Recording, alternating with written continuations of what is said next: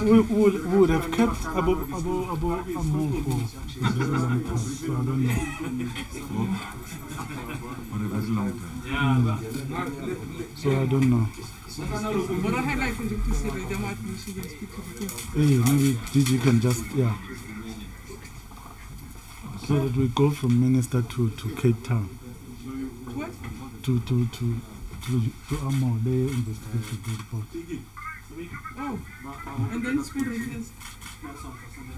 Was das so das wissen, aber nicht verstanden. Minister Mariska, wer hat das Kinder? Also, eigentlich hoppen die bei Kuh. Okay. Are we ready?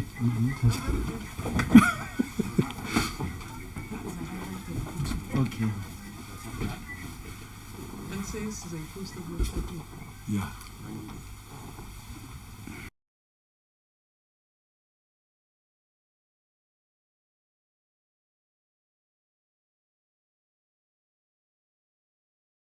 Okay, please don't lose your head.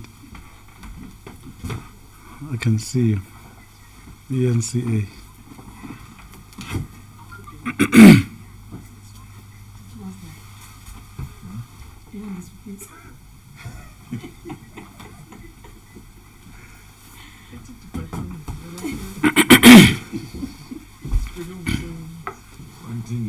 He takes as it to thinking that I'm going to leave this world.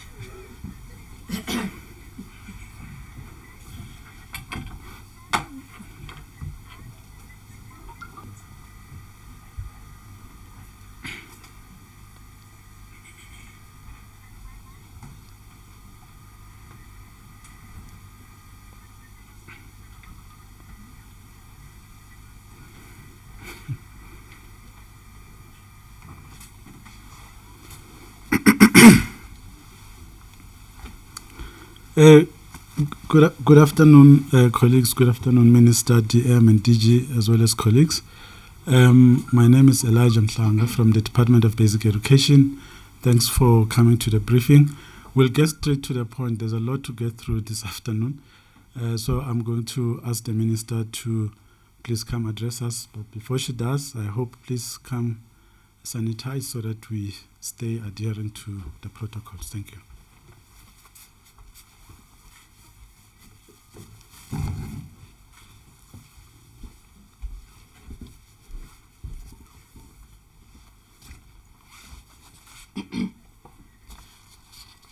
No, thank you very much, Hope, and thank you, Chair. Let me acknowledge my colleagues, my colleague, Dr. Janya Mohaule, DG, officials from the department, and members of the media, and again, thank you very much for attending this media briefing. As you'll be aware that it's almost 3 weeks since we started phasing in the reopening of the schools for the year 2021. Our management teams returned on the 25th of January. Our teachers have been at work for 2 weeks since the 1st of February and doing all sorts of necessary preparations to receive our learners tomorrow. We've also amended our school calendar for 2021 as published by the department, confirming that tomorrow, the 15th of February, will be the first day for public schooling in 2021. And from the outset, we want to emphasize that the health and safety of our teachers, of our learners, and our staff remains our top priority. So we've issued consolidated directives, which we gazetted on the 12th of February this year. So in those consolidated directions, we do emphasize the critical importance of vigilance and strict adherence to the health and safety protocols in order to save lives. And these directions have also been distributed to schools for implementation. So the 2021 school readiness monitoring through one-on-one meetings, we've been doing one-on-one meetings with our provincial departments. We've worked with our teacher their National School Readiness Survey, Volume 2 of 2021, which was released jointly by SATU, NAPTOSA, South Africans Onderwyser Ini, NATU and BEU. They released their report on the 9th of February. And it has also focused on provincial and school readiness in the provinces. And we are using the survey also to plug on identified gaps from our own surveys. But we remain committed in meeting and consulting with our stakeholders, your civil society, your professional bodies, but also different NGOs in the area of education. Our monitoring tool has been focusing on health and safety, on school admissions, on learner dropout, provision of teachers, provision of LTSM, curriculum management and assessment, the rollout of ICTs, communication and technologies, and our work on the school nutrition program, on infrastructure delivery with special focus on water sanitation, but there's now a new focus on schools that have been storm damaged during the rainy season, and also inaccessible roads that we've also had reports on learner transport and safety. So, Chair or Elijah will request the DG to give more details on the topics that I've raised so that I don't take too long.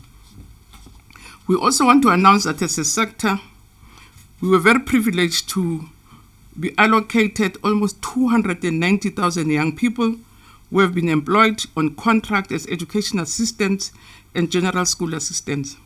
And these young people have been employed in our schools in the sector to respond to the President's fiscal stimulus package, which he announced in April 2020.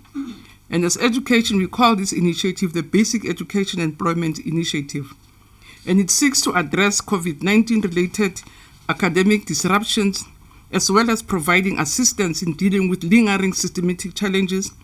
And another key component of this BEEI is to provide support to workers negatively and directly impacted by the COVID-19 pandemic.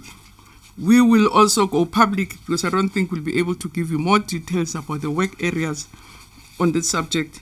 But the portion of the 7 billion allocated to this program is targeting also at saving SGB funded posts in public schools and government subsidized independent schools.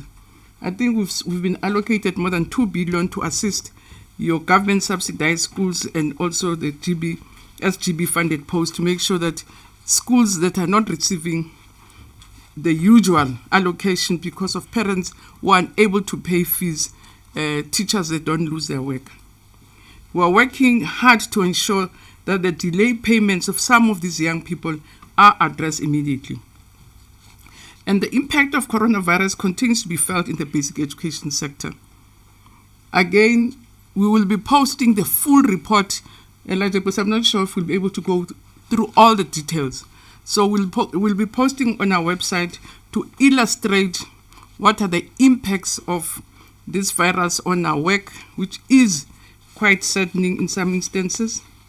But the latest available figures indicate that 1,169 educators have passed away as a result of COVID-19.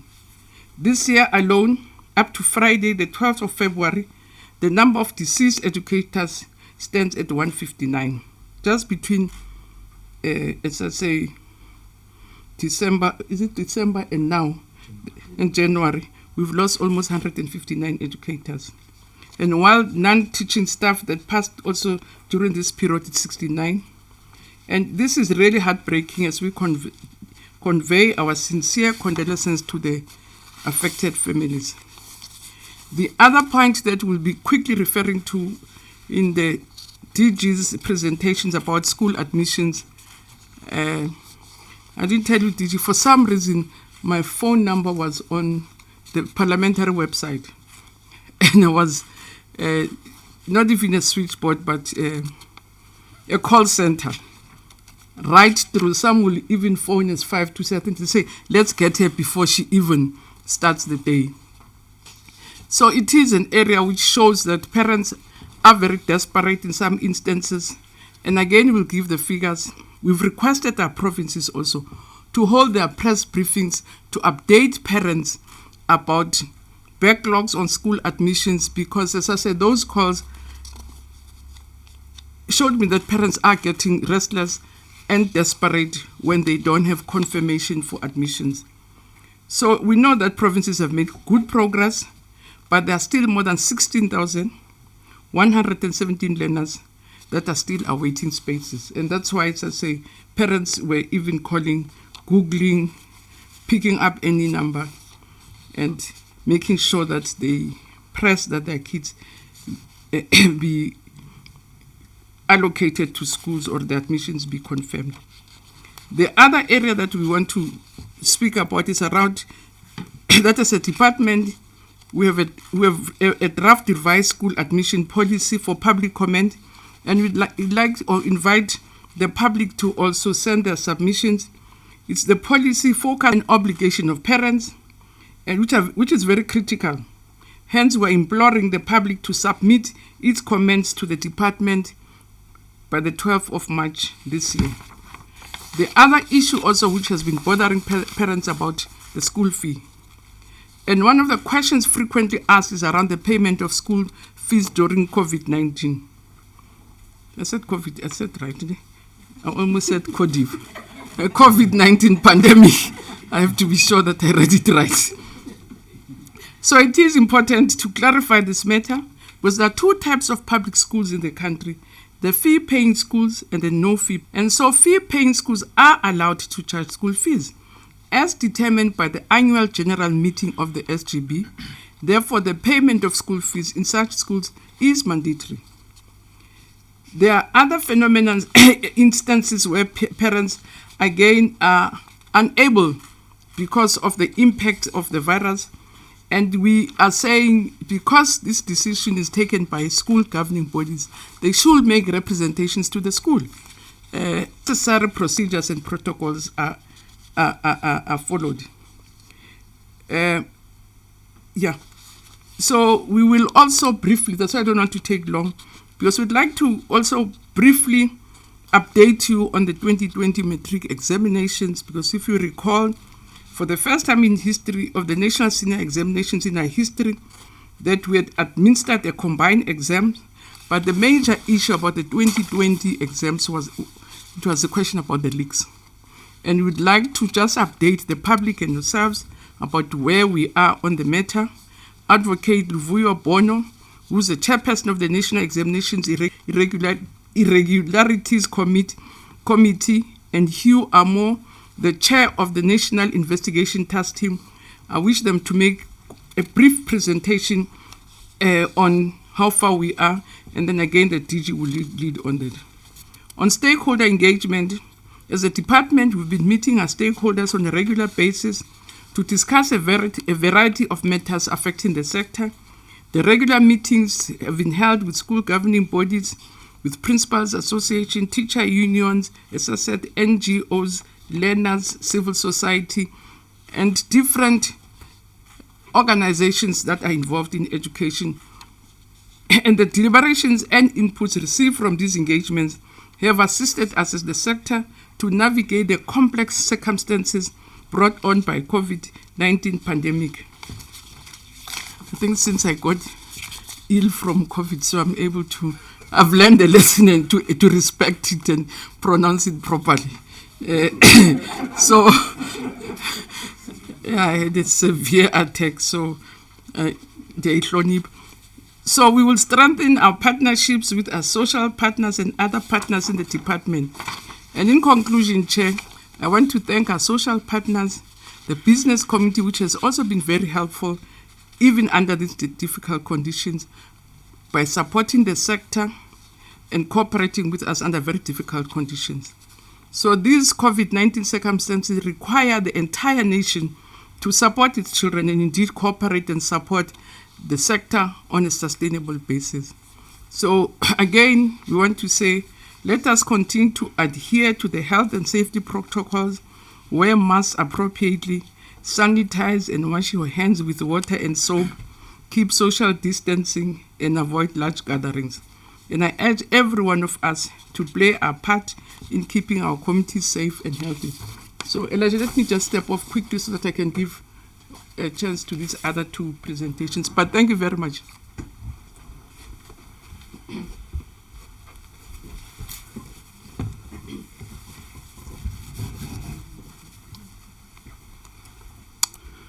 Thank you so much, Minister. We are now going to a presentation by the Director General on the state of readiness. I am going to start the presentation. Please come help us with the sanitizing again. DG, the presentation is ready.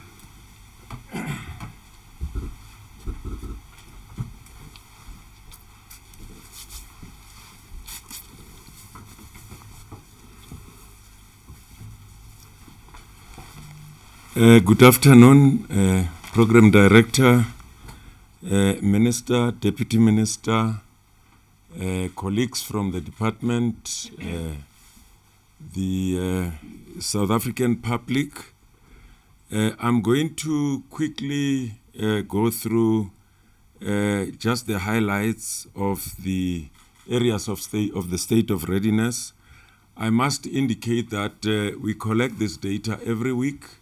We have one-on-one meetings with individual provinces. We started even before the arrival of the school principals on the 25th of January. We'll continue with that. The 5 teacher unions also commissioned a survey, which is extremely useful. They've given us the second updated survey. I received it yesterday. We've shared it with the entire sector, shared it with Minister, Deputy Minister, MECs, heads of education in all the 9 provinces. It's important because it helps to plug on the gaps that we identify from the information that we're collecting. I'm going to try and spend just a few minutes on this so that I don't take much of your time. I would like us to spend more time in the presentation that's going to follow. The introduction is just to reflect what the WHO is saying about the impact of school closure. It's well known to all of us. It has its own social ills, such as unwanted early pregnancies, learners losing the opportunity to acquire skills and competence